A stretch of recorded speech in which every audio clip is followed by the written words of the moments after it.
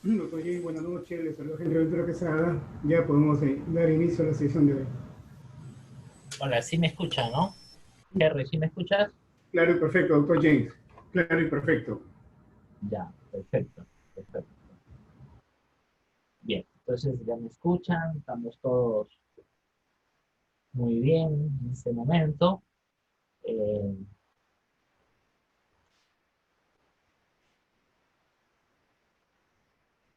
bien, bueno, ante todo, buenas noches a todos los que están conectados en este momento, a esta hora de la noche. Vamos a dar inicio, pues, a nuestra conferencia pactada para el día de hoy. Y no sin antes agradecer de manera muy afectuosa a su anfitrión, coordinador, el señor Henry Ventura, por la invitación a través de la institución INGLADES, ¿no? Un Instituto Latinoamericano de Derecho y Sociedad, a quien le mando un fuerte abrazo desde aquí, y esperando obviamente que todos estén bien de salud y también sus familiares. Bien, el día de hoy vamos a hablar sobre el delito de colusión, ¿no? Un delito de colusión que está regulado en el artículo 384 del Código Penal, ¿no? O sea, a ver, vamos a dar algunas consideraciones críticas en torno a este delito. Vamos a hablar un poco de, digamos, de la evolución legislativa que ha tenido este delito a lo largo de su eh, incorporación del Código Penal desde el año 91, ¿no? Y, a ver, yo quisiera hablar de esta evolución del delito de colusión, ¿no? Porque, a ver, si ustedes acordarán, queridos amigos, este delito de colusión, hasta antes de la modificatoria que hubo en el año 2011, eh, habían dos problemas, digamos, concretos que se visualizaban y que se notaban en ese delito. El primero de ellos es referido al tema de respecto a la conducta típica, respecto a los objetos, referente al objeto sobre el cual va a recaer la conducta del funcionario público, ¿no? Se acordarán ustedes que desde el año 91, desde el año 91, de abril del 91, donde, digamos, tiene vigencia este Código Penal, desde el artículo 384, donde se regula este delito, se decía de que el funcionario, servidor público, que se concerta con los interesados en el marco de cuatro operaciones concretas, ¿no? Cuatro operaciones concretas, digamos, contratos, suministros, ajustes, ¿no? Y liquidación, ¿no? Y en ese marco es donde se debe realizar el acto confabulatorio, ese acto concertativo entre el funcionario y los proveedores, los interesados, los particulares, ¿no? Pero solo en esos cuatro eh, objetos de actos jurídicos, ¿no? Que se dan en la contratación pública, ¿no? Ajustes, convenios, suministros, ¿no? Y solo en ese marco, solo en ese marco. Por lo cual, evidentemente, generaba serias, digamos, eh, cuestiones de impunidad, ¿no? Serias cuestiones de impunidad en este delito, porque habían otras cuestiones de actos jurídicos de poder intervenir el funcionario público, pero porque no estaba dentro del marco regulatorio de la conducta típica del artículo 384, pues tenía que ser exento de responsabilidad penal, porque aquí el principio de legalidad era clarísimo, ¿no? Un crimen ni una pena sin ley, y solo puede ser sancionado aquello que está previamente establecido en la norma. Y después, el otro tema que hasta antes del 2011 se discutía, inclusive había jurisprudencia para todos los lados, como lo hay en la jurisprudencia del Tribunal Constitucional, ¿no? Uno podrá encontrar interpretaciones por ejemplo, se decía de que si el delito de colusión, el delito de colusión desleal o defraudación hacia el Estado, como lo llama Manuel Abanto Vázquez, es el tema de que si es un delito de peligro o de mera actividad, o es un delito de resultado, es decir, donde exista un perjuicio evidente hacia las arcas del Estado, ¿no? Y bueno, ahí habían cuestiones que se decían de que para la fiscalía era mucho más fácil acreditar un delito de peligro y para la defensa pues era mucho más hacer la defensa desde posturas que vayan a acreditarse la lesión al bien público, ¿no? Ya no acreditarse pues bueno, no se podría aplicar la sanción que está en el 384, que inclusive tiene una pena muy alta, hasta de 15 años de pena privativa de libertad, pero bueno, esto era hasta antes del 2011, ¿no? Hasta antes del 2011. Pero como estamos viendo el tema en la evolución legislativa de este delito, eh, vamos a darnos cuenta ahora y vamos a pasar al tema político criminal, ¿no? Y vamos a ver que en este tema político criminal de este delito vamos a encontrar que la construcción legislativa de la colusión, tal como está en el Código Penal peruano, a mí me parece que está mal ubicado, ¿no? Esto siempre lo he dicho en muchos foros, que me parece que está mal ubicado en el Código Penal, porque si ustedes observan, y ojalá que puedan tener un Código Penal a la mano, van a darse cuenta que el delito de colusión está dentro de la categoría de los delitos de concursión, ¿no? Por ejemplo, me parece que eso es una primera crítica que deberíamos hacer, la ubicación sistemática. Porque ese delito está dentro de los delitos de concusión. ¿Y qué es un delito de concusión? ¿No? Según el derecho romano, el delito de la conducta concusoria o la conducta extorsiva del funcionario público es aquella en la cual el funcionario, abusando de su cargo, obliga o hace inducir a otra persona para que esta persona pueda entregar, digamos, algún medio corruptor, algún beneficio al funcionario público, ¿no? Así que el funcionario público, abusando del cargo, hace inducir a los administrados para que le otorgue, pues, alguna dávida, algún beneficio de carácter patrimonial, ¿no? Generalmente, ¿no? Aquel caso en el cual el policía le dice al camionero de la carretera que si tú no me das 500 soles, pues lo mando tu carro al depósito.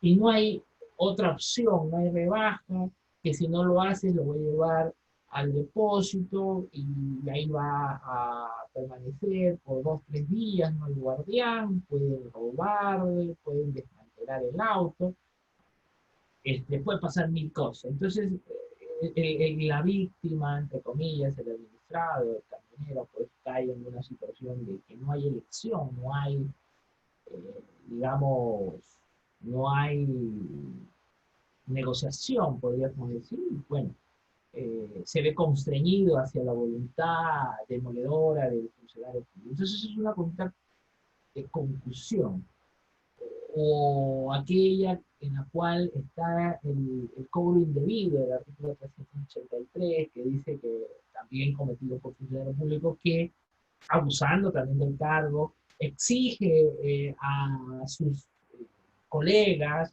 que se suban los sueldos o los emolumentos que por tarifa y por ley no le correspondería, pero ellos lo hacen aún así, abusando del cargo, ¿no?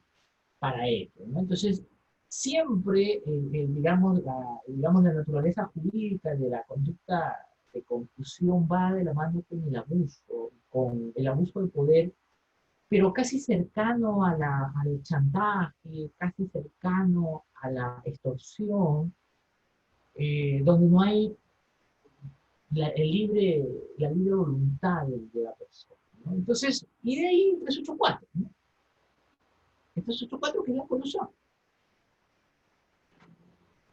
Pero la colusión está ahí, entiendo yo, por una ubicación que entiendo no estaba muy claro hasta la década de los 80, ¿no? La década de los 80, eh, esta conducta de colusión no se tenía claro en realidad cuál era el bien jurídico que se debería proteger. Luego vamos a analizar respecto al tema del bien jurídico. Pero eh, yo considero que los delitos de concusión están más cercanos a los delitos de corrupción que a los delitos de concusión, ¿no? Si me piden mi opinión, yo creo que deberíamos trabajarlo en una propuesta de ley referenda, como efectivamente ha pasado en los proyectos del Código Penal, el último del año 2015, que abortó en el Congreso de la República, porque pasó la Comisión de Justicia sin ningún problema, pero cuando se debatió en el Pleno, bueno, no tuvo eco, no tuvo la debida importancia, porque estábamos en una época electoral y bueno, no era el momento.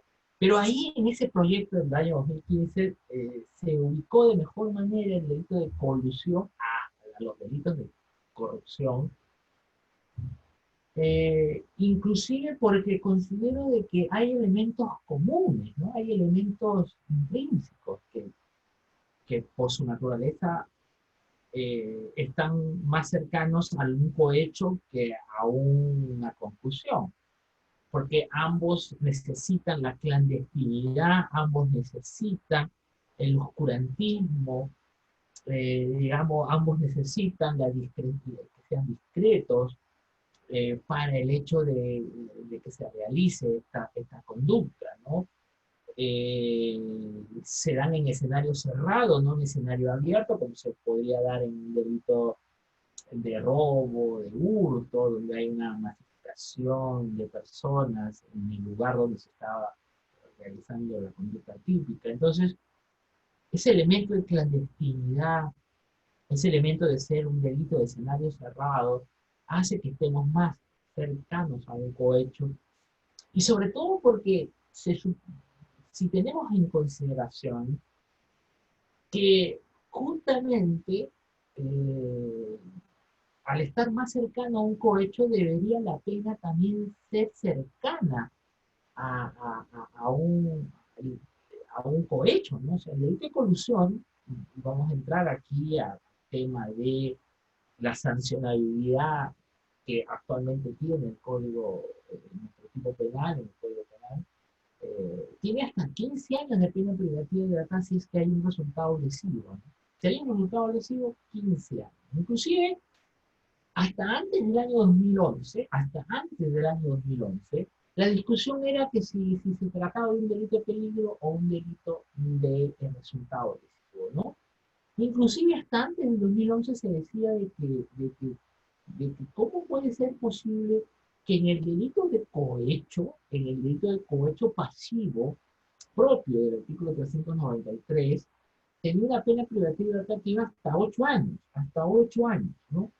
Y obviamente dependiendo, 8 años de la más grave, que iba bajando a 6, ¿no? Cuando solicita los medios corruptores, ¿no?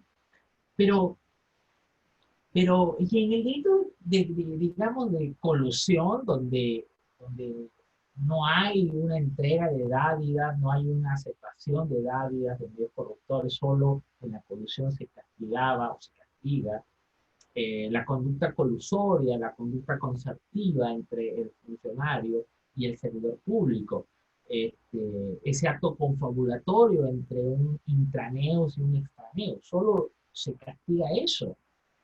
Y por ese solo hecho ya te iban a sancionar hasta 15 años de pena privativa de libertad sin haberse acreditado ni siquiera alguna entrega de algún medio corruptor, activo, alguna profesa, alguna ventaja.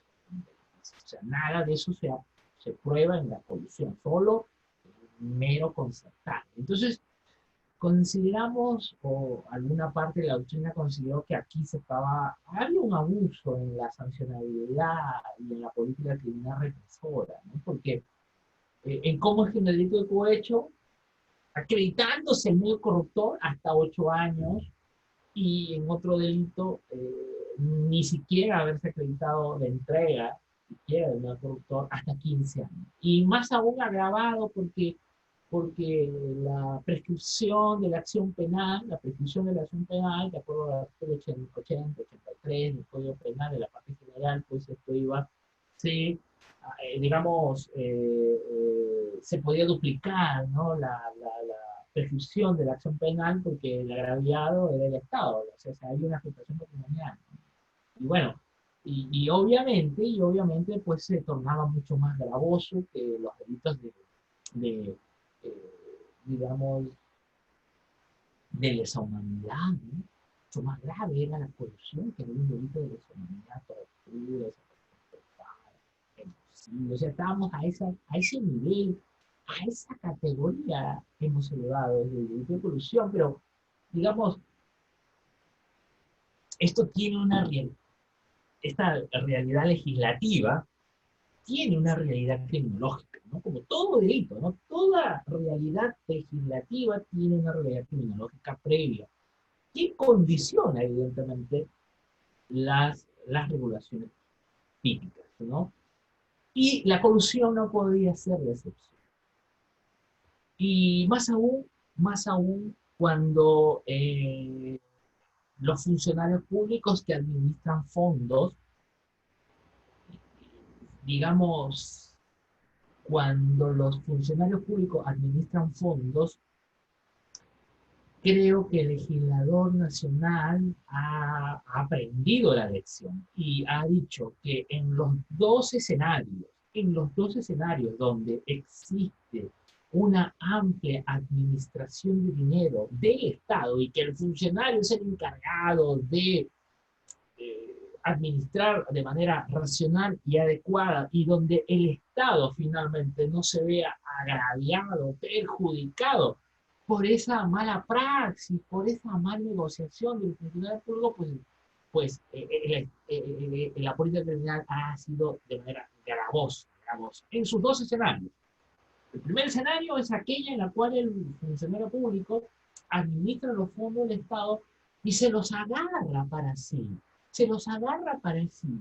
En consecuencia, aquí lo que ha habido es una especie de hurto, porque utiliza la destreza, la imaginación negativa para fines personales.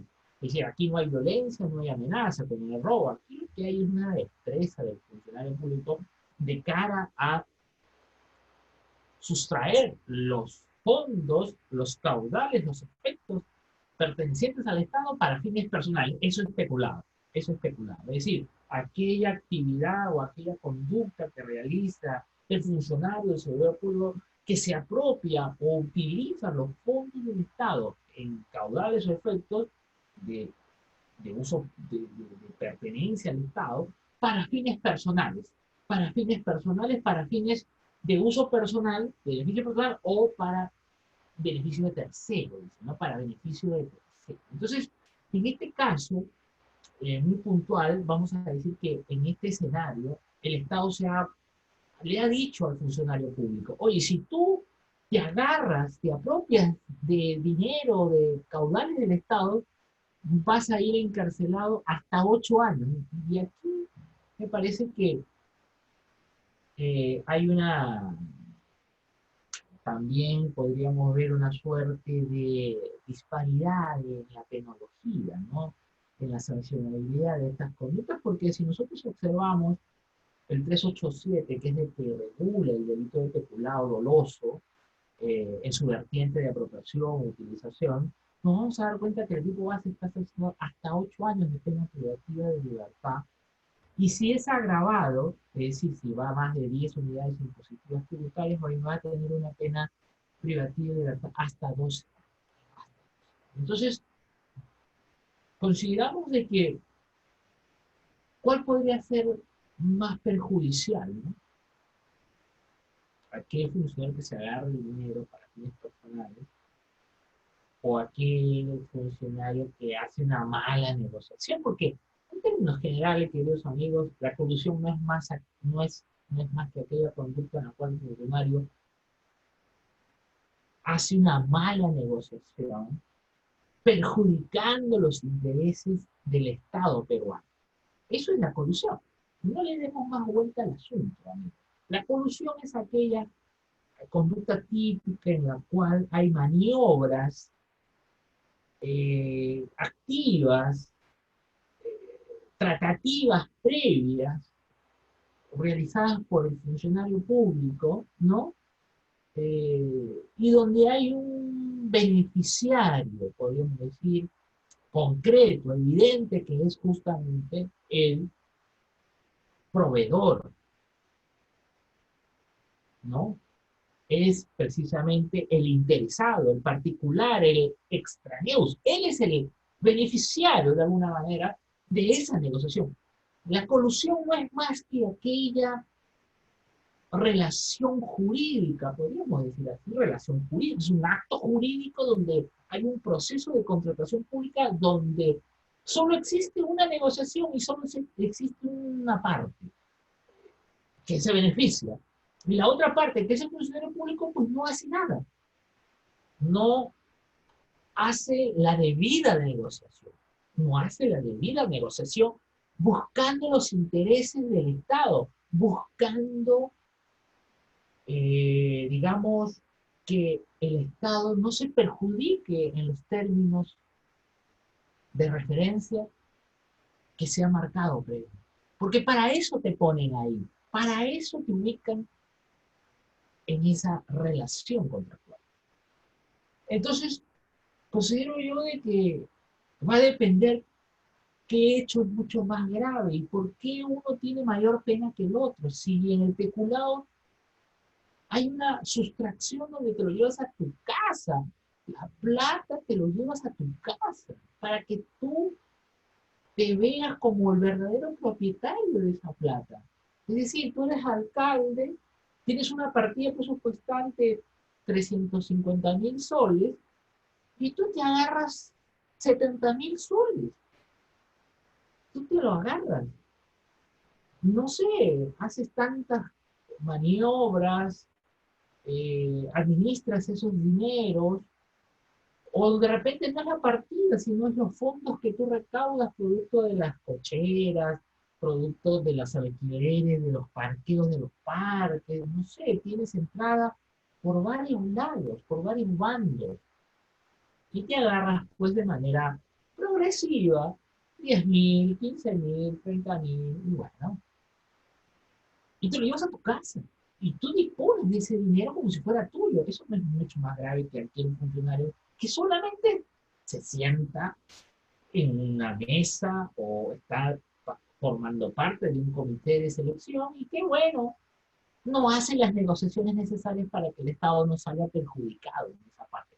Claro, lo antiético que podría resultar esto es que ha habido una conexión, ha habido un acercamiento, ha habido un correo electrónico, ha habido un mensaje de WhatsApp, ha habido una llamada telefónica con el interesado, con el proveedor, pero nada más. Bueno, pero es suficiente, entiendo yo, para cumplir el primer elemento, quizás sea el más importante y el más delicado, que es el de solución, y bastaría eso para decirle que de repente estaríamos ya consumando ese delito del primer párrafo del Código Penal, del 3 o 4, que es la comisión simple, ¿no? Bastaría solo eso para llegar a la consumación de ese delito. Pero entiendo yo que el peculado es mucho más gravoso en términos de evidencia, ¿no?, que el de la colusión, ¿no?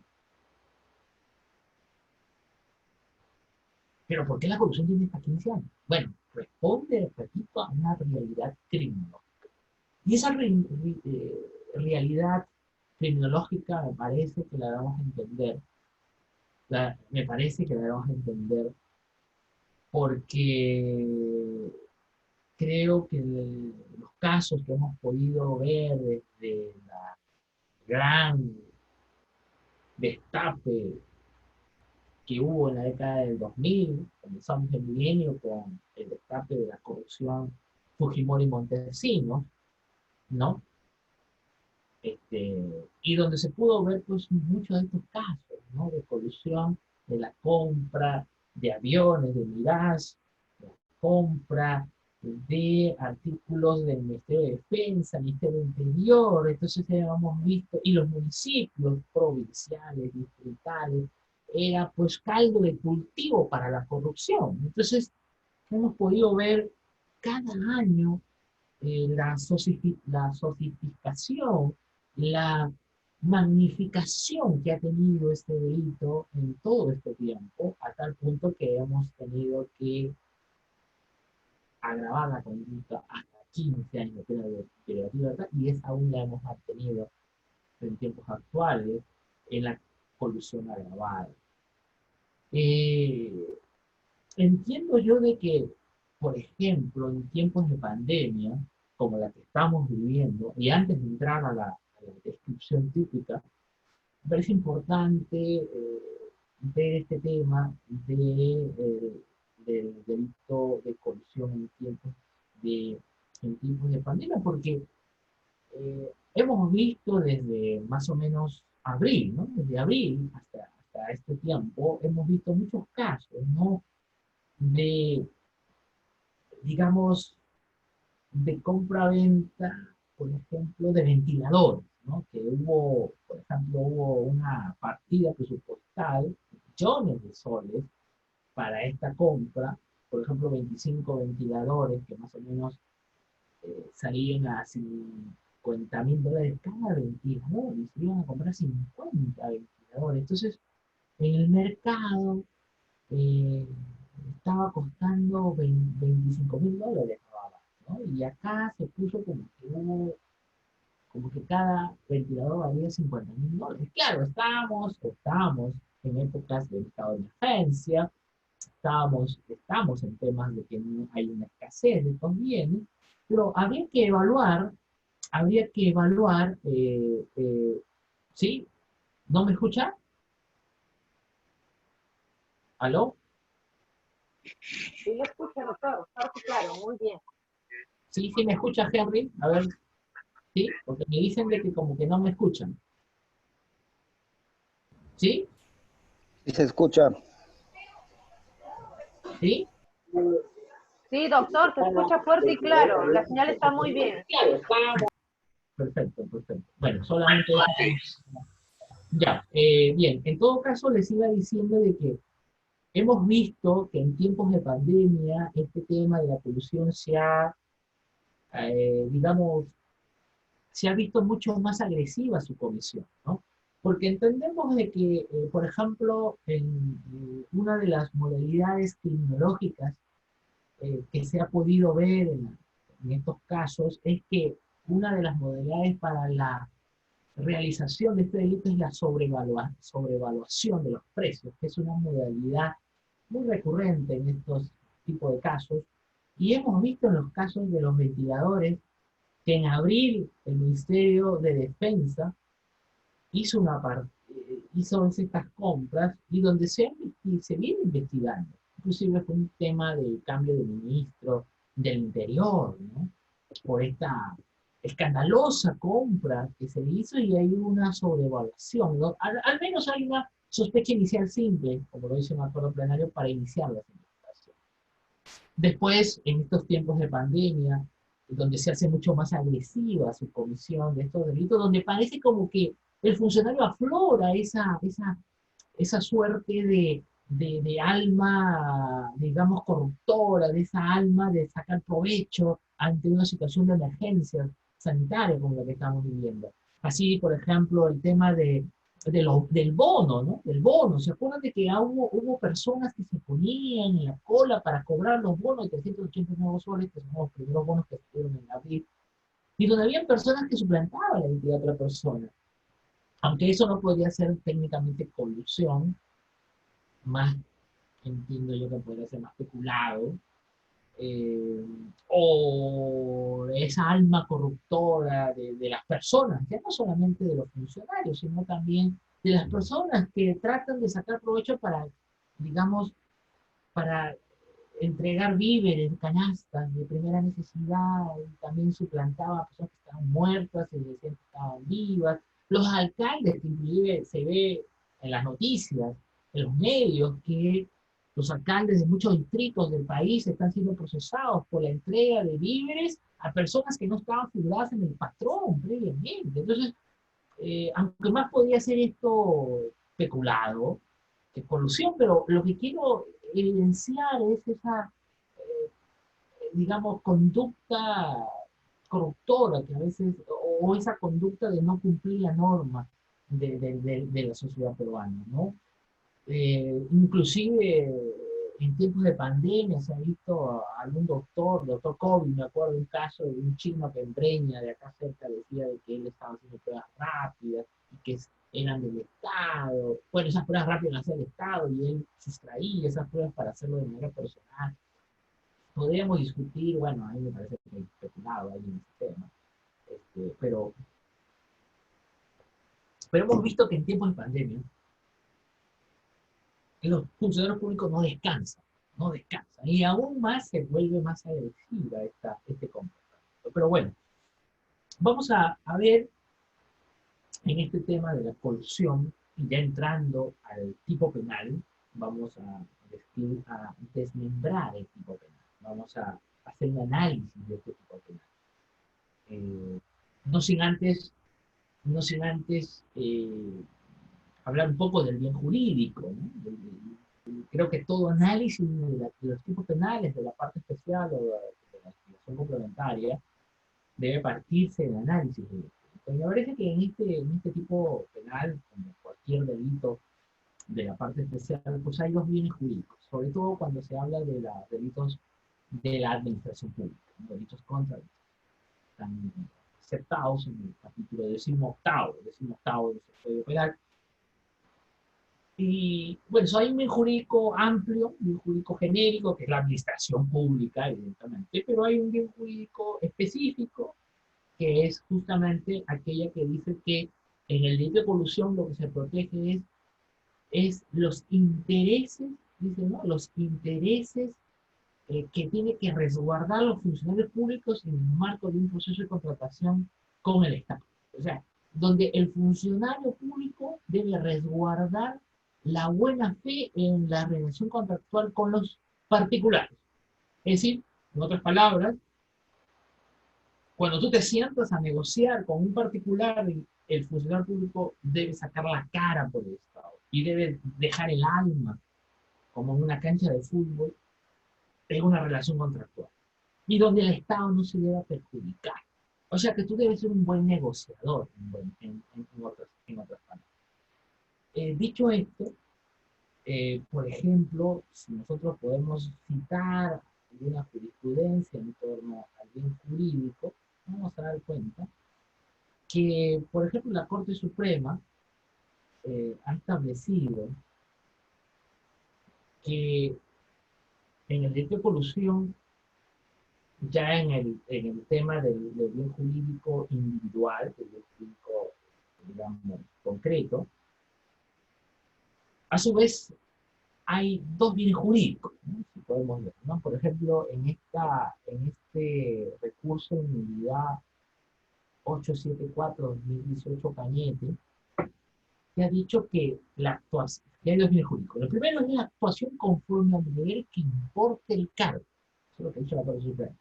Y después, el aseguramiento de la imagen institucional considerando como sujeto efectivo de esto a los funcionarios, ¿no? Después hay otro bien, hay otra ejecutoria suprema, estoy refiriéndome a la ejecutoria del expediente, perdón, una ejecutoria superior, emitida en la sexta sala penal especializada para delitos de corrupción de funcionarios. Estamos hablando del expediente 34432-2010, donde, ¿qué ha dicho esta sala superior de Lima? El bien jurídico tutelado lo encontraríamos en la regularidad, el prestigio, los intereses patrimoniales en la administración pública, expresados en la idoneidad y celo profesional en el cumplimiento de las obligaciones funcionales de parte de los funcionarios y servidores y servidores. ¿Se dan cuenta cómo es que la Corte Suprema ha dicho que así como el funcionario público tiene que cautelar su imparcialidad, su idoneidad, su objetividad cuando decide un caso, es decir, cuando decide un caso debe solamente someterse a la Constitución, a las leyes, a la jurisprudencia, al marco jurídico y a su conciencia. Nada más, nada más. Sí, y en el tema de la colusión, el funcionario público debe administrar no su imparcialidad, no su objetividad, no, sino su capacidad de negociación y su lealtad ante los intereses estatales de carácter patrimonial. Esto quede claro. No es como en el cohecho donde el bien jurídico es extra patrimonial, no sé si se dan cuenta, es extra patrimonial, imparcialidad, ¿no? Objetividad. Aquí es netamente patrimonial, porque tiene que ver con la administración de los caudales respecto a los contratos públicos, ¿no? Respecto a los contratos. Y por último, podríamos citar en este punto de vista, en este temario de jurídicos, el recurso, la casación 9-2018 UNI, ¿no? 9-2008 UNI. ¿Y qué ha dicho en esta casación la Corte Suprema? Ha dicho, el bien jurídico protegido en el delito de corrupción no es únicamente el patrimonio del Estado, pues su cautela es mucho más antisistémica o entesistémica. El agente activo de la corrupción tiene el deber de obrar con pulcritud y dotar de eficiencia los recursos del Estado, la adquisición de bienes, responder a la confianza que implica administrar y disponer del dinero. En el delito de corrupción no se protege el patrimonio del Estado en un sentido económico, sino la asignación de los recursos públicos de manera eficiente y sencilla. Es decir, y aquí me voy a detener 2 minutos, para decir que en el delito de colusión no se protege en estricto sentido el dinero del Estado, el dinero que le pertenece a todos, porque para eso está la colusión, perdón, el peculado, para eso está el delito de peculado. Acá lo que se está protegiendo es la capacidad, la eficiencia del funcionario público en la relación contractual. Que tú tengas esa capacidad de poder persuadir a la contraparte para que baje sus precios, porque le estamos comprando, por ejemplo, una cantidad, digamos, magnificada de chompas, de casacas, de mascarillas, de ventiladores. Entonces baja un poco el precio, señor proveedor. El proveedor no quiere bajarse nada, entendemos de que todavía esa negociación todavía es perjudicial al Estado, entonces lo vamos a ver mañana. Mañana se siguen trampando esa negociación. Pasado mañana algo se ligera, algo se ha bajado. Entonces ese funcionario pues tiene esa capacidad de negociación donde la tolerancia es quizás su mejor aliado frente a otros funcionarios que son mucho más exacerbados y que necesitan ya tener la decisión rápida. Entonces, y todo eso en beneficio del Estado, porque aquí lo que hay son deberes de confianza. Porque si el funcionario público, dentro de ese marco de negociación, que la tiene que haber, o sea, aquí debemos dejar claro algo también, queridos amigos.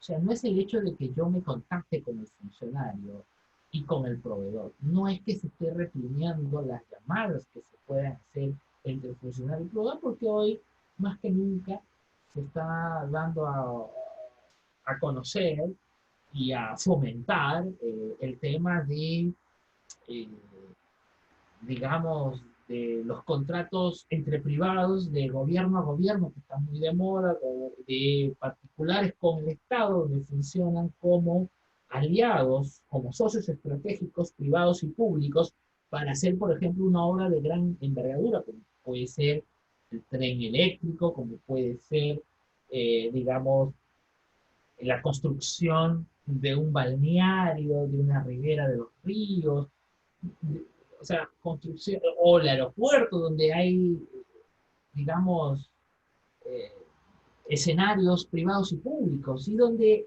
la mecánica de la concertación, en buen sentido de la palabra, pues tiene que haber. Lo que acá se está solucionando es que sobre esa concertación, sobre ese marco de, digamos, de contacto que tiene que haber,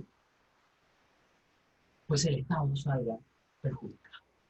¿Pero por qué sale perjudicado? No porque yo voy a recibir, no porque yo voy a recibir algún rédito, no porque yo voy a recibir una prebenda, no porque yo voy a recibir alguna ventaja o beneficio, o yo porque voy a recibir una donación, no, eso no es colusión. Si yo recibiera algún tipo de beneficio particular en el proceso de negociación, eso ya no, o sea, ya no sería solo colusión, sería además cohecho, ¿no? Sería además cohecho. O sea, ya no solamente sería corrupción, porque también, bueno, no solamente has defraudado los intereses del Estado, creando desconfianza en el entorno de la Contraloría Pública, y que para eso está el artículo 384, sino que además también se te va a aplicar la sanción por el 393, y va a depender si es que tú lo hayas solicitado, el medio productor, si tú lo has aceptado, el medio productor, o si tú lo has o tú has recibido el medio productor, o has aceptado el medio productor, o lo has solicitado. Entonces, esto que quede claro, ¿no? Hay que ser muy cuidadosos en la imputación que se le hace al funcionario público y en la descripción. Bien, saltando este tema o esta valla de bien jurídico, vamos a ir a la descripción típica. Vamos a ir a la descripción típica. En primer lugar, el artículo 384 es un delito especial, solamente lo pueden cometer funcionarios o servidores públicos. Es un delito de infracción al deber, pero que aquí no habría ningún problema. Y vamos a ir al aspecto ya problemático, porque el 384, si ustedes tienen su código penal, ojalá que lo puedan tener ahí cerca, donde dice ahí, el funcionario o servidor público que interviniendo directa o indirectamente, ¿no? Esto es un agregado, un plus que le incorporó la modificación que hubo en el año 2011, porque esto no estaba hasta antes del 2011. Esta intervención directa o indirecta, ¿no? Se refiere a aquella intervención que puede realizar el funcionario o servidor público en el marco de un proceso de contratación con el Estado, pero más concretamente en los temas de, digamos, de un comité de selección, ¿no? Entonces, yo me pongo en el caso de aquel funcionario que ha sido designado para integrar el comité de selección, presidente, vicepresidente y el delegado. No son tres personas, normalmente son personas que se dedican a la compra-venta de artículos, insumos que necesita el Estado, ¿no? El Estado es el principal comprador por naturaleza, ¿no? Todos quisiéramos tener como comprador al Estado, ¿no? Si yo vendo chompas, si yo vendo, no sé, artículos de escritorio, o si, o como está de moda ahora, si yo vendo artículos de bioseguridad, pues yo quisiera tener como comprador al Estado. Entonces, todo empresario que se dedica a la compra-venta de bienes y servicios, pues necesita apuntalar al Estado. Y en ese marco, entendemos de que cuando dice intervención directa, me parece que ahí no hay ningún problema, porque para imputar un delito de colusión simple, como la que estamos analizando en el primer marco, colusión simple, se necesitaría la intervención directa, ¿no? O sea, que haya una imputación en la cual se le haga al funcionario diciéndole de que tú has intervenido en el contrato 005-2020, sí, yo he intervenido en ese contrato. Yo he sido el presidente de ese comité de selección para la compra-venta tiramos mascarillas. Ah, bueno, perfecto. Entonces, y el fiscal te imputa a ti el hecho de que tú hayas negociado de manera indebida, o sea, has perjudicado los intereses del Estado. Pero aquí habría que entender que esta intervención directa normalmente se da en la realidad, pero y esa imputación a título de autoría directa, ¿no? Del artículo 23 del Código Penal. Me parece que ahí no hay ningún problema. El problema está en lo indirecto, ¿no? Que el legislador nacional ha querido ser muy escrupuloso y detallista a cierto punto, porque no era necesario incorporar un predicado indirectamente, ¿no? Me parece que no era necesario porque ya las conductas que indirectamente intervienen en un proceso de contratación pública pueden ser abarcadas desde la parte especial, ya sea porque otro funcionario o un extranjero se haya eh, inducido al funcionario que está dentro del comité de selección para, digamos, darle prioridad y darle beneficio al poder. Entonces esa conducta de determinación psicológica hacia el funcionario que está en el marco de contratación pública ya está abarcado por la inducción del artículo 24 o aquella conducta en la cual haya conductas eh, conductas colaborativas que coadyuvan a la realización del evento criminal, ya sea por actos materiales, eh, pues hay una complicidad necesaria allí, o necesaria, si es que aún sin su intervención el evento delictivo se hubiese realizado. Entonces, lo directo o indirecto va en función al tema de qué grado de relevancia ha tenido en el proceso de contratación pública. Evidentemente lo va a tener con mayor relevancia aquel que ha intervenido de manera directa,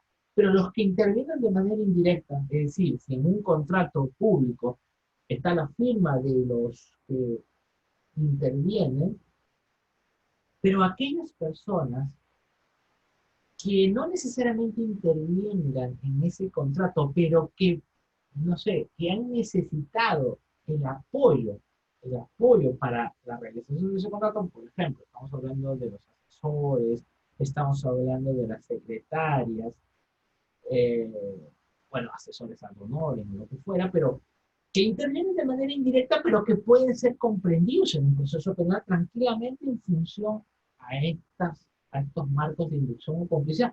Por eso yo les decía de que no era necesario incorporarlos en el tipo penal, porque se estaría dando a entender de que aquellas conductas que son no gravitantes en la autoría, para eso está la intervención directa, autor directo, funcionario público, pero también daríamos pie a que aquellas personas que no intervienen en el proceso de contratación pública, pero que ayudan, colaboran,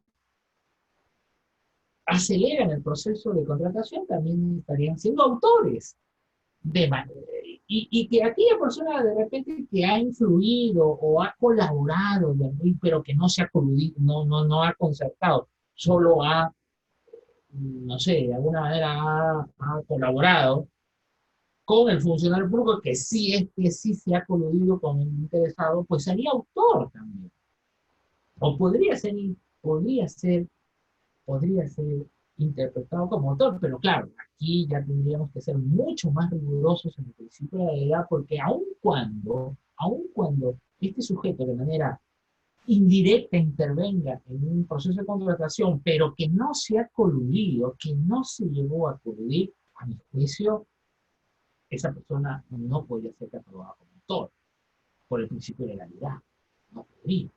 Porque si bien cumplió dos elementos del tipo objetivo, que es ser funcionario público, y segundo, una intervención indirecta, pero tercero, no cumple quizá el elemento más importante, que es el concertar, ¿no? El concertar con los intereses. Eso le faltó y por lo tanto quedaría solo en el marco de una inducción o de una complicidad. pero ya desde el artículo de la parte general. Por eso me parece que era innecesario esta incorporación, así como lo ha hecho el legislador en múltiples aberraciones de la parte especial. Encontramos en el delito de tráfico de drogas, en el tráfico de drogas del 396 para adelante, no, del 296 para adelante. Encontramos pues un sinnúmero digamos, de aberraciones, de equiparar la conducta colaborativa en un acto de autor. Elevamos a la categoría de autor a aquella conducta que solo podría quedar como complicidad. Bien, después dice el funcionario o servidor público que intervino directa o indirectamente por razón del cargo, ¿no? Y aquí es otra limitante, ¿no? Porque es lo que se llama la vinculación funcional, ¿no? La vinculación funcional que no es aquella conducta en la cual solo aquellos que están por razón del cargo vinculados en el proceso de contratación pública, ellos solo pueden ser autores. Ergo, el alcalde en principio no podría ser autor, porque el alcalde delega, ¿no?, esa función en un comité, en un comité. Los gerentes municipales o el gerente municipal también delega esa función en un comité. Por lo tanto, ese comité es autónomo en su función. Así lo dice la ley orgánica de municipalidades. Es autónomo. Y ellos responden de sus actos que realizan. Por lo tanto, todos aquellos funcionarios que pertenecen a la municipalidad, pero que por no estar vinculados a un contrato público, pues dejan de ser autores. En consecuencia, el que va a marcar la vinculación funcional es el contrato. El contrato que va a dar nacimiento, efectivamente, a todo ese íter para atrás y para adelante. Es decir, yo quiero comprar chompas, quiero comprar buzos para la municipalidad, por lo menos en un marco de 350 buzos. Para eso elijo a las personas que van a hacer el mostreo del mercado, los precios, la calidad y todo. Por eso, obviamente, creo las bases necesarias para ello. Pero que todo tiene un fin y que todo tiene un objetivo, que es justamente firmar el contrato. Pero para eso tengo que crear las condiciones. Por eso es que el razón del cargo es muy importante porque delimita las funciones de los funcionarios públicos a ese contrato, a esa relación jurídica que ojalá pueda haber en algún momento. Por razón del cargo también lo encontramos en el delito de peculado y lo encontramos también en el delito de malversación de fondos, por ejemplo, ¿no? Entonces, por último, quiero decir que en este punto de la vinculación funcional, es ahí donde descansa, me parece, que descansa la confianza que el Estado le otorga al funcionario público que va a negociar con el particular. La razón del cargo no es otra cosa que esa relación de confianza que delega el Estado en las personas, funcionarios públicos, para negociar con el interesado. Y si tú defraudas esas expectativas que el Estado ha depositado en ti, evidentemente se va a generar todo un tema de decepción, ¿no? De decepción. Y es por eso que finalmente se castiga este delito. Igual como en el peculado. El peculado no es más aquella conducta defraudatoria que tienen los funcionarios públicos para que justamente administren esos fondos de manera adecuada para los fines de la administración, los fines de los administrados, pues que beneficios de manera personal. O aquella persona que está vinculada a tu persona. Bien, Luego, cuando dice por razón del cargo, en cualquiera de las etapas, o de las modalidades de la adquisición o evaluación pública de bienes. Importante esta modificación, porque antes del 2011, como les repito, no estaba esto, porque ya digamos, se corrige ese debate que había y hasta qué momento temporal se castiga la corrupción. ¿En qué momento del íter contractual estatal se castiga la corrupción? Mira, me acuerdo que la discusión iba en ese momento de decir, oye, se castiga desde la etapa de, digamos, de mostreo de precios, desde cuando hacen la cotización de precios, desde ahí se castiga ya la corrupción. ¿Qué pasa? Ya desde allí el funcionario ya se colude con el interesado para decirle, oye, ¿cuánto está tu precio? ¿Cuánto está, digamos, la docena de zapatos que quiero comprar para la policía? ¿Cuánto está digamos, la docena de tela? Porque queremos hacer los vestidos y la ropa y los sacos de la policía. ¿Cuántos? Entonces, ya desde ahí ya te vas acomodando a los precios de un proveedor en desmedro de los demás, pero ya hay una cierta corrupción. Entonces, la discusión era, oye, desde ahí yo puede haber corrupción. O quizás no, capaz debemos esperar a que tienes esa información y ya elabora las bases del concurso. Entonces, desde ahí recién podríamos decir que hay corrupción, desde la elaboración de bases, que lo ve evidentemente el comité de selección. Podríamos decir que a partir de ahí. O podríamos ser desde cuando existe la convocatoria formal al concurso público, que se hace, o perdón, que se realiza a través de la página web de los ministerios del Estado o de los municipios. Desde ahí podríamos decir, desde la publicación de las bases hacia los proveedores que puedan amablemente, digamos, inscribirse. Y hay otras personas que decían, no, ahí no, tiene que esperar a la realización y el día en que se va a llevar a cabo el concurso público. Desde ahí, desde ese momento. 26 de abril del año 2019. Ahí, porque así están las bases y así está en la publicación, pero son actos preparatorios, actos previos. Lo que realmente se debe punibilizar es la realización del concurso. Pero hay otros que decían, no, no necesariamente ahí. Tiene que aperturarse el sobre, ¿no? Tiene que aperturarse el sobre. Ahí es donde generalmente empezaría a criminalizarse este delito, ¿no? Aperturas. Y ahí podría haber pues alguna concertación del funcionario, porque ahí es donde ya prácticamente se han defraudado las expectativas del Estado.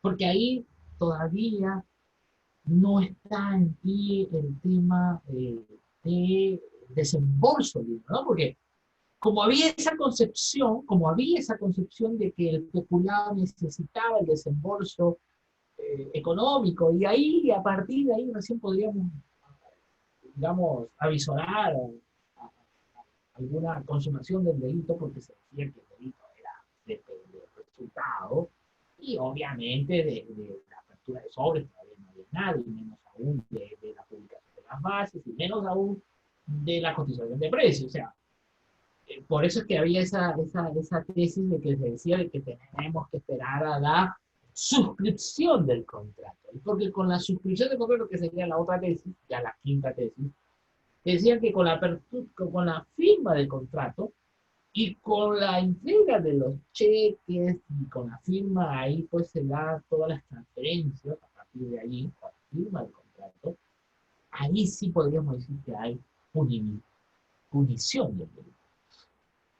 Pero ya una sexta tesis decía, bueno, de ahí comienza la punibilidad y ahí podría empezar la tentativa, ¿no? Si es que en todo caso no se llegara a desembolsar el dinero, ¿no? No se llegara a la transferencia del dinero. Entonces, en ese marco,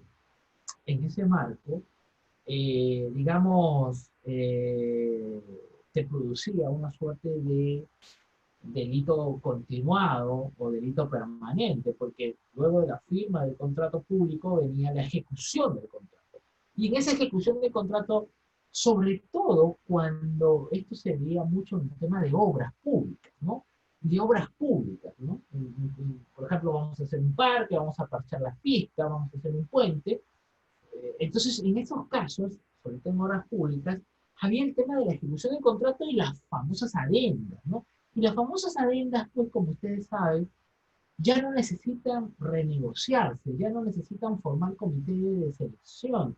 Ya las famosas adendas se dan en un proceso de ejecución del contrato y donde se firman solo las adendas y donde se pueden replantear de acuerdo al costo de vida, ¿no? Generalmente las adendas se dan en un tiempo determinado y donde todo va cambiando y donde todo se va reajustando de acuerdo al mercado, ¿no? Más aún cuando estamos en un tema de libre mercado, no estamos en un mercado intervencionista, sino que se le deja a que los proveedores puedan manejar el tema de los precios de acuerdo al costo de vida. Entonces, y ahí es donde se ha producido la mayoría de casos de colusión entre el funcionario, que es el maestro de obra, van cambiando, y lamentablemente se van cubriendo con esas cosas. Entonces, acá vemos que había muchos problemas en las etapas del ítem contractual,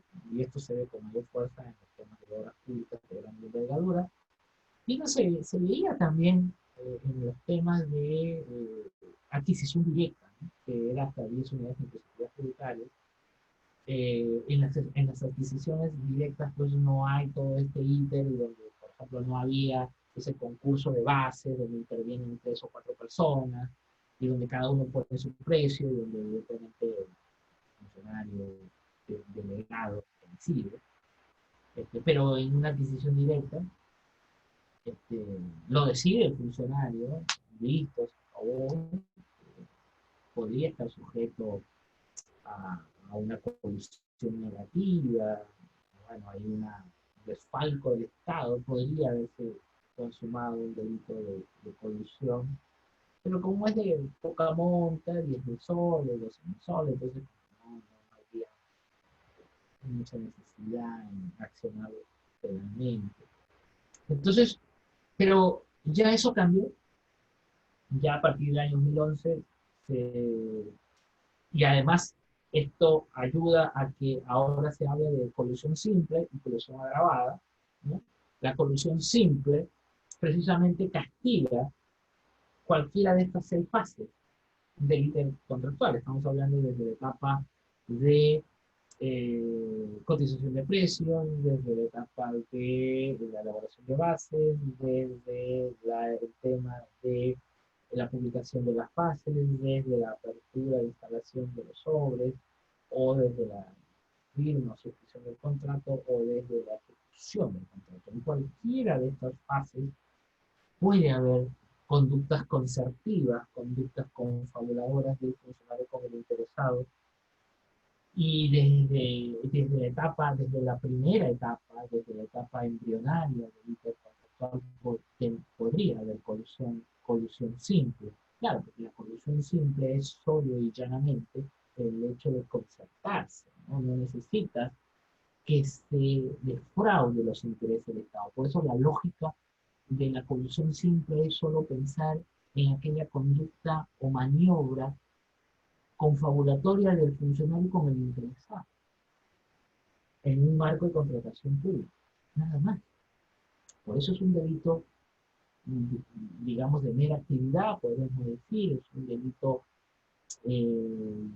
de peligro hasta cierto punto, pero la jurisprudencia de la Corte Suprema ha dicho que al menos se necesita tres requisitos para al menos construir una imputación por colusión simple en el primer, obviamente teniendo como base la concertación, ¿no?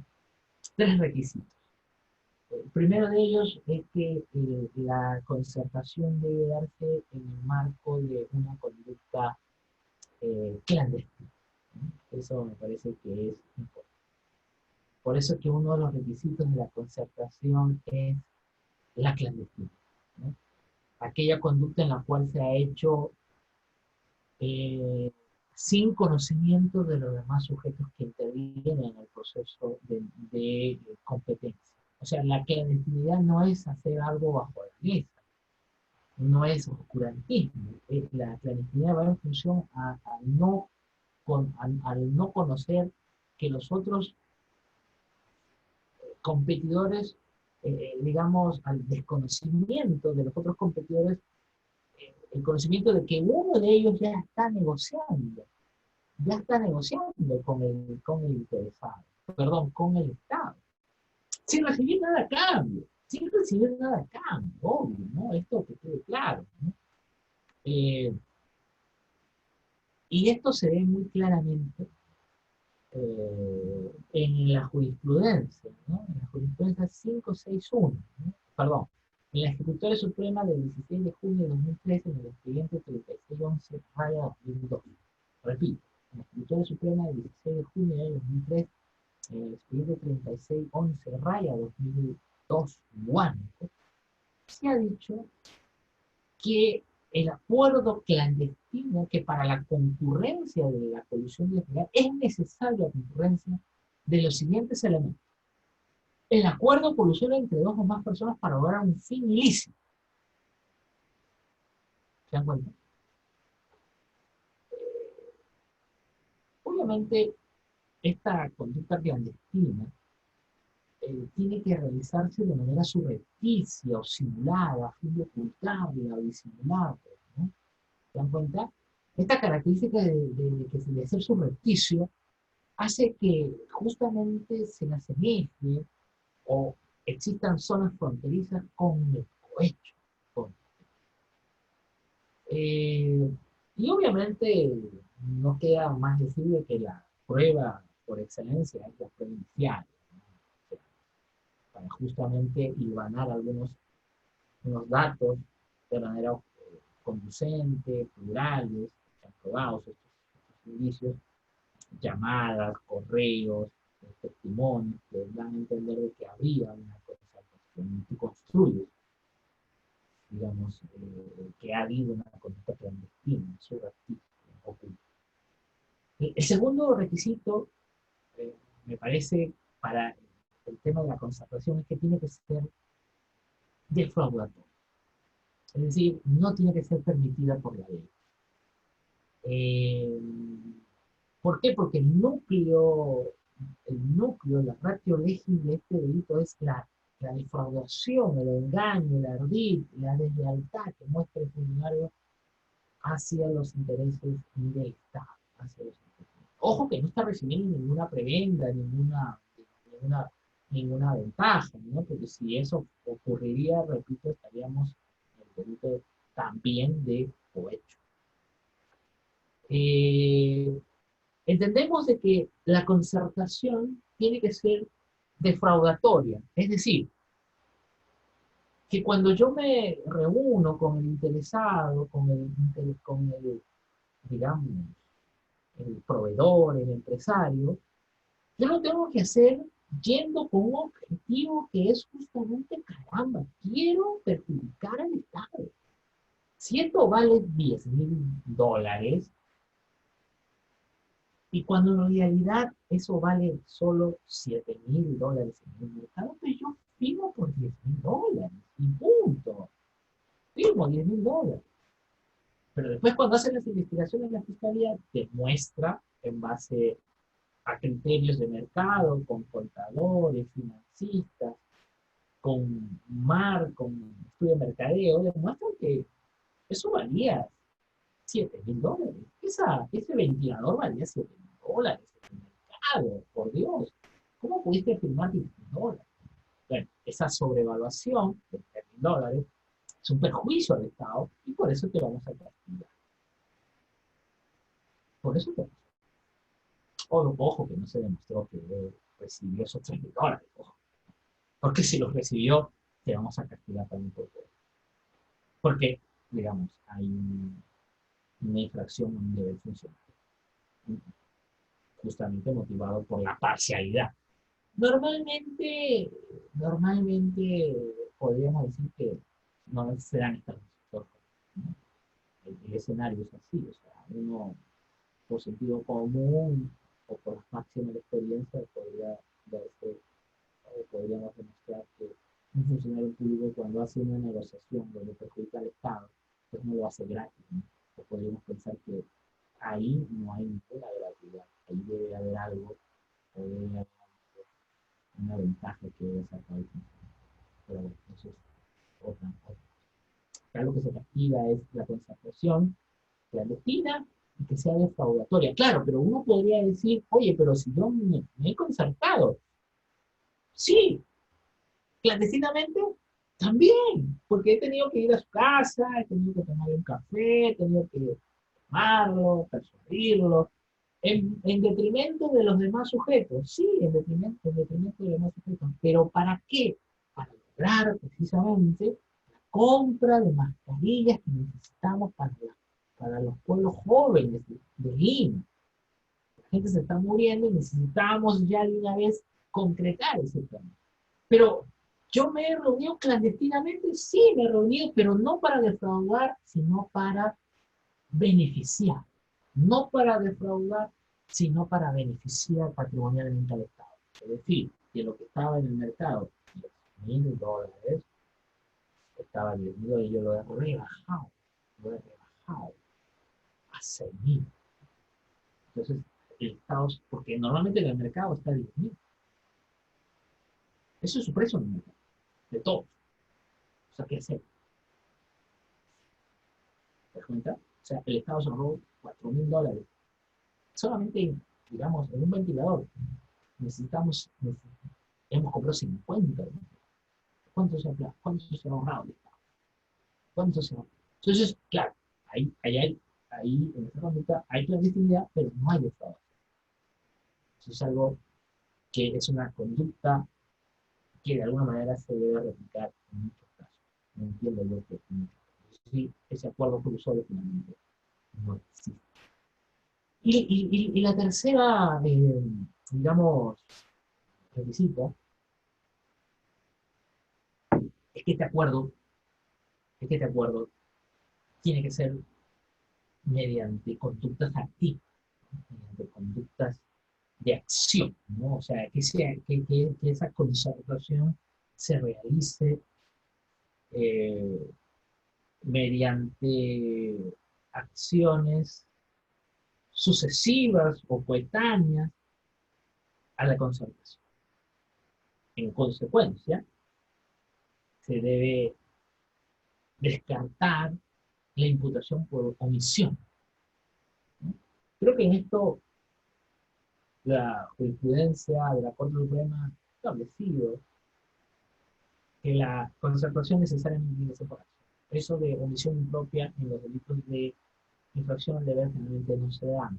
Yo había postulado y postulo en mi libro de delitos contra la administración pública que desde el artículo 3 eso se podría construir. Desde el artículo 3, ¿no? Está ahí la base legal, pero creo que es más, no por ignorancia, sino creo yo por un tema de que hay un miedo a lo desconocido, ¿no? Porque, digamos, no hay estudios referentes a ese delito de visión impropia.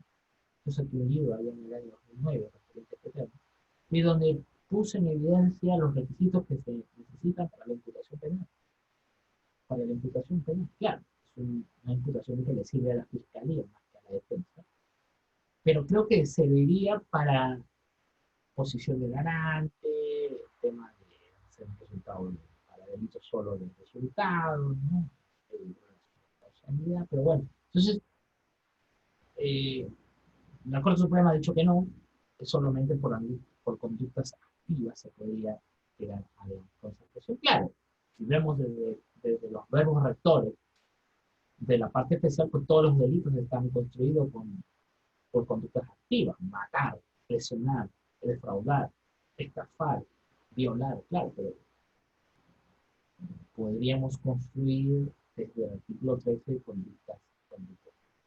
Pero bueno, eso es otro lugar. Entonces, ya son 8:15, digamos, me quedan solo 10 minutos para cerrar algunas ideas en este tema. Podríamos decir que en la conducta típica de la colusión simple es un delito de mera actividad donde solo se consuma con la concertación con estos criterios que les he esbozado. Luego establece un segundo párrafo que es la colusión agravada. Y aquí en la colusión agravada, obvio que se tienen que cumplir los mismos presupuestos de la, digamos, de la conducta típica, que es de la concertación, agregado el tema del perjuicio. Y el perjuicio se da defraudar patrimonialmente al Estado. La defraudación patrimonial al Estado. Es decir, aquí ya se hizo todo esa ruta contractual desde, digamos, eh, digamos, cotización de precios hasta el tema de desembolso, hasta el desembolso, hasta la transferencia que se le hizo al poder. En los términos que no debía haberse hecho, pero se hizo, y como se hizo, ya de lo que podría haber sido solo una conducta típica de mera actividad, de lo que podría haber sido solo una colusión simple, llegó a ser consumación, o llegó a ser un delito de consumación agravada. Aquí lo que podría haber es bueno, siendo más técnico, podría haber acá eh, un concurso aparente, ¿no? Podría haber dos delitos, y es que uno podría decir, oye, pero el fiscal podría decir, bueno, acá hay dos delitos: comenzó por simple, y luego algunas semanas posteriores llegó a ser agravado, ¿no? Unas semanas, meses que duró el proceso de selección, en sus dimes y diretes, se anuló ese contrato, luego siguió el proceso de contratación, y bueno, podríamos decir, bueno, eso que era simple, porque hubo concertación aquí, pero también salió dinero de acá, y bueno, hay dos conductas autónomas, uno se dio en junio, el otro se dio en agosto, ¿no? En junio la concertación y en agosto el perjuicio. Entonces un fiscal podría decir, bueno, acá habría un concurso real, porque hay conductas autónomas del artículo 50, pero no, acá, señores, hay un concurso aparente, y donde terminó, o sea, se inició como simple y terminó como grabada, y tendríamos que aplicar acá el principio de consunción, ¿no? El principio de consunción se llama, ¿no? Porque hay una conducta de mera actividad que es consumido por el resultado, ¿no? Consumido por el resultado. O sea, el delito de peligro es consumido por el delito de resultado. Es como tocamientos indebidos, que así se inicia una violación sexual y obviamente termina siendo violación sexual consumada. No podríamos decir que hay dos delitos autónomos, ¿verdad? Ha habido solo delito, ¿no? Comenzó, sí, las previas con tocamientos, y después, bueno, se hizo el acceso carnal, pero ahí es todo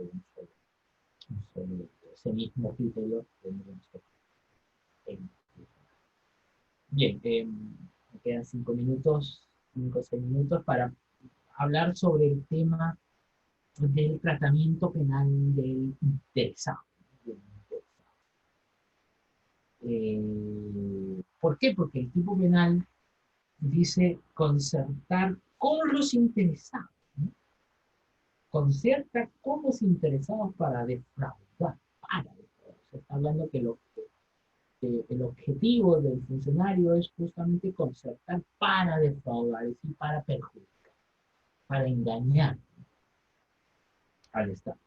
Bien, entonces el interesado entra aquí a callar. Esto me hace acordar a las clases de Derecho Penal, parte general, donde se decía, hay delitos de participación necesaria, ¿no? Delitos de convergencia y delitos de encuentro. ¿Se acuerdan? ¿Se acuerdan de esa clase que dice, los delitos de convergencia son aquellos delitos en los cuales intervienen varias personas, pero todos ubicados en un mismo, en una misma posición, ¿no? Eso se llama convergencia. Todos ubicados en una misma posición. Ejemplo, la asociación ilícita, ¿no? El delito de disturbio, ¿no? El delito de conspiración, ¿no? Todos ubicados en una misma posición, el mismo rol. Pero después hay los delitos de encuentro, donde ya no están todos en una misma posición, sino están en posiciones contrarias, podríamos decir, en posiciones de frente, ¿no? Posiciones opuestas, podríamos decir, ¿no? Entonces, en ese delito, digamos, de encuentro están pues, los delitos de cohecho, el delito de colusión. ¿Por qué? Porque acá intervienen pues, dos sujetos, un funcionario que está en otra posición y el otro es interesado que está en otra. Cohecho de igual manera. Solo que la diferencia en estos dos delitos es que en el delito de cohecho están separados el funcionario que, digamos, acepta o recibe y aquel cohechante activo que es el que da o hace prometer, ¿no? Entonces, porque el cohecho pasivo está en el 393, el cohecho activo está en el 397, ¿no? 397, con sus disgregados ahí. Entonces están en tipos penales distintos. Y no pasa así con la colusión, que todo está metido en un solo tipo penal, todo está metido allí.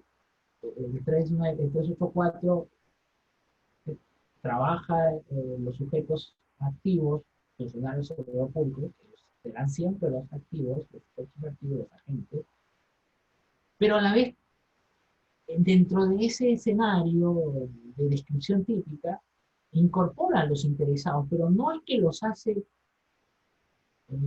o los reprime bajo el título de imputación de autor, no, no, no, no. Solo que necesita la intervención de los interesados para definir el comportamiento típico del funcionario público. Obvio que la única conducta típica es la del funcionario. Entonces la pregunta que nos hacemos es, ¿cuál es la relevancia de la descripción del interesado en el 384? ¿Cuál es la relevancia? ¿O cuál es cuál es, ¿tiene vela en ese sentido o no tiene vela en ese sentido? El interesado. Bien, aquí se han producido muchas tesis, ¿no? Desde tesis que iban desde la impunidad, desde tesis que iban desde la impunidad del interesado, porque ¿cómo es que el cohecho activo sí tiene? ¿No? Porque, ¿no? Desde la voluntad del legislador, porque el legislador si hubiese querido sancionar la conducta del interesado, hubiese creado un tipo penal especial, como si lo hizo en el cohecho activo. Pero como no lo hizo, la voluntad del legislador es que no hay comportamiento típico, ¿no? Eso es una tesis, una vertiente. Pero que ya es cada vez, casi nadie lo sigue, esa vertiente. Es una tesis que recién en la década del 2000, me acuerdo que se hablaba mucho de esa tesis de la impunidad, pero ahora está la tesis del aporte mínimo del interesado, ¿no? La tesis del aporte mínimo del interesado, que cada vez está ganando más adeptos, en la cual identifica que el interesado, pues hay un aporte mínimo, pero suficiente para poder castigar esta conducta del interesado, obviamente a título de autor, perdón, a título de inducción, si es que hacen hacer la idea delictiva en la gente, en el funcionario, o es que ayuda o colabora en la realización del evento delictivo. En ninguno de los casos podría ser víctima interesado de todas maneras tiene que, digamos, recibir una sanción, obviamente, de acuerdo a su grado de intervención. Y finalmente, eh, en relación a los grados de intervención y de participación, ¿no? Porque normalmente, si ustedes ven la jurisprudencia o la legislación comparada, eh, van a ver que, por ejemplo, acá mismo en Chile, acá cerca, uno se dice de que un particular interviene en un evento delictivo cometido por funcionarios públicos, ese particular no va a responder por el delito, va a responder por un delito de hurto, aproximación ilícita, va a responder por el título de imputación de título de particular, no por funcionarios o servidores públicos, ¿no? Eh, por ejemplo, esto se vio mucho en los casos de Vladimiro Montesinos Fujimori en la década del 2000, ¿no? Ahí recién se puso en discusión este tema, y donde la construcción de nuestro tipo penal, creo que para eso sirve la corrupción aquí, y la corrupción sirvió mucho como ejemplo, porque, por ejemplo, en los casos de Borovio, cuando se quiso extraditarlo a este funcionario, digamos, dijo de que, no, perdón, Borovio era un empresario, me decía que querían extraditarlo de Chile a Perú, bueno, pero en Chile no está permitido la intervención de terceros en un peculado. Ah, pero en el Perú sí, porque el 387 sí decía para sí o para otro, ¿no? Entonces, como no había, digamos, igualdad o doble incriminación, bueno, no procedió la extradición. Después, en el tema de Ernesto Schultz, un grandazo, y en el tema del Canal 5, de este se fue a Suiza, y de allá lo pudimos extraditar, pero no lo pudimos extraditar porque en Suiza no está permitido la intervención de terceros extraneos en la intervención de sujetos especiales, pero en el Perú sí, y bueno, tampoco se pudo, bueno, tuvimos que hacer otros temas ahí para la extradición. Acá en el Perú, me acuerdo en el caso de Luis Bedoya de Durango, ¿se acuerdan? En ese caso donde él recibió para la campaña, para su campaña de las flores, creo que candidateaba, Vladimiro Montesinos Torres le dio un dinero, $25.000, entonces Vladimiro fue condenado por peculado, Bedoya fue beneficiario del peculado para otro, del 387, fue condenado también por ese delito, eh, y bueno, el Tribunal Constitucional dijo ahí como que, bueno, el tema penal yo no me meto, pero si hubiera sido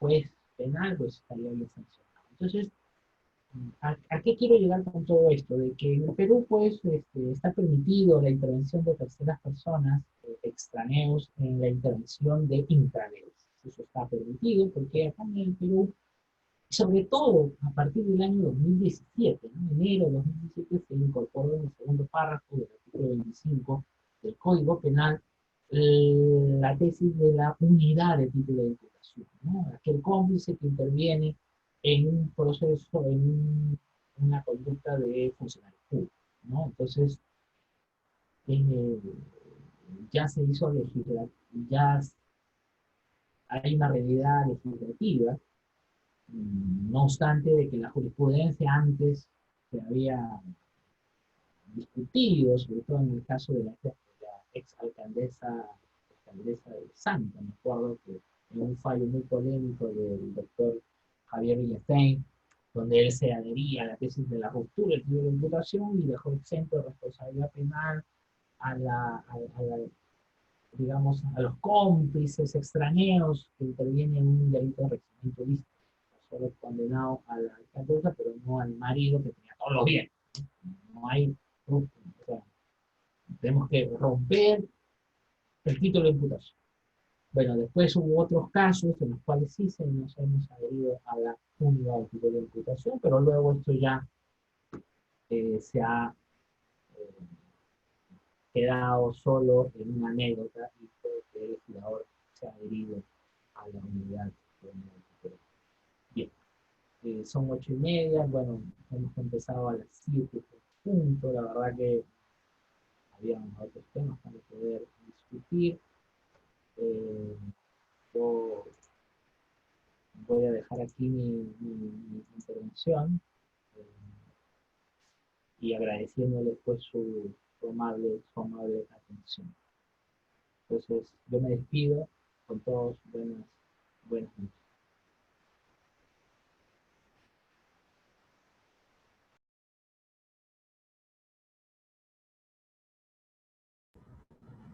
Muchas gracias por su ponencia, doctor James Rodríguez Sánchez. Muchas gracias, alumnos todos. Muy buenas noches.